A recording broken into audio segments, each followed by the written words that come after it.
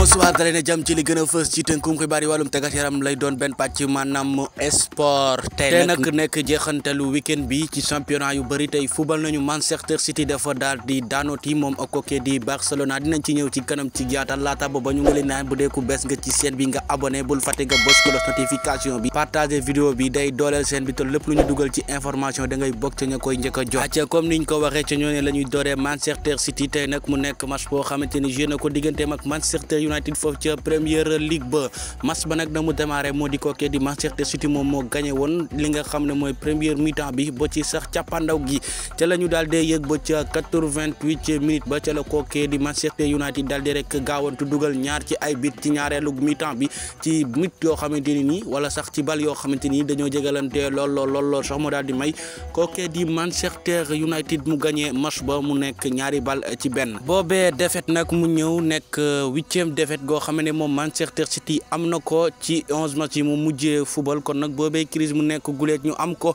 ci taarixu football foofu ca Premier League ba ca équipe boobee di Manchester City kon nag ñu jàpp ne classement ba moom def koy gën a sori ki leen di Chelsea daal di rek yëg ca 2e ba Liverpool nekk ca kaw a kaw ca classement ba foofu ca Premier League ba ca Angleterre ginnaaw Manchester City kookee di Barça kasalika moom dafa daal di daanu ñu daan ko lu toll ci benn bal ci dara match boobee nag kookee di Leganés la woon nag Barça foofu ca La Liga ba ca Espagne kon nag moom moomee di Barça génn rek ñàkk ay poñam ginnaaw ba mu daal di rek daanu konam kookee di Leganés kon fi mu nekk Barça ak ki nekk ci ginnaaw muy Atlético ñoom ñaar ñoo ñeeno daal di toro ay poñ mu nekk 38 kookee di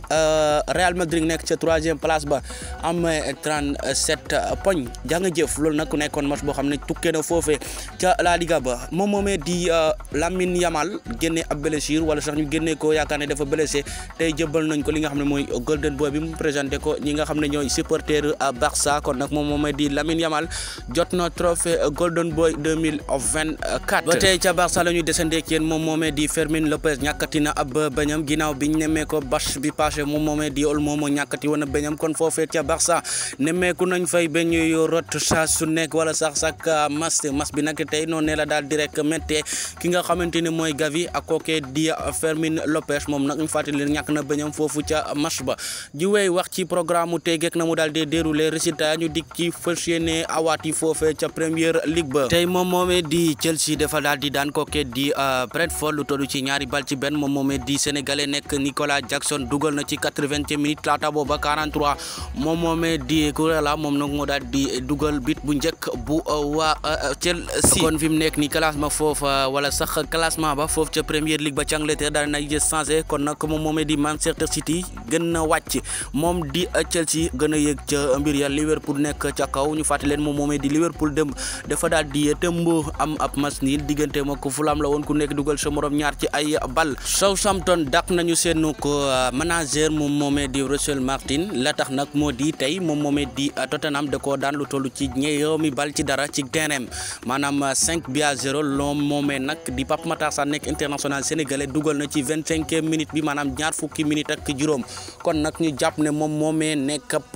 manager foofu ca Southampton du wuyoo ci turu Russell Martin dàq nañ ko ca coach ba wala sax ca poste boo xam ne moom géré woon na ko Manchester City na mu daanoo noonu la kookee di Southampton daanoo Manchester City nag moom kon fi mu nekk ni gën naa wàcc ca classement ba foofu ca Angleterre tey moom moomee di Tottenham kon 5-0 la daal di daan kookee di Southampton aca dañu koy jeexalee résultat yi foofee ca Serie A ba ca Italie la ñuy daal di rek doore Lis moom dafa daal di daan kookee di AC Monza lu tollu ci ñaari bal ci benn Bologna daan kookee di Fiorentina benn bal ci dara ca 5e journée ba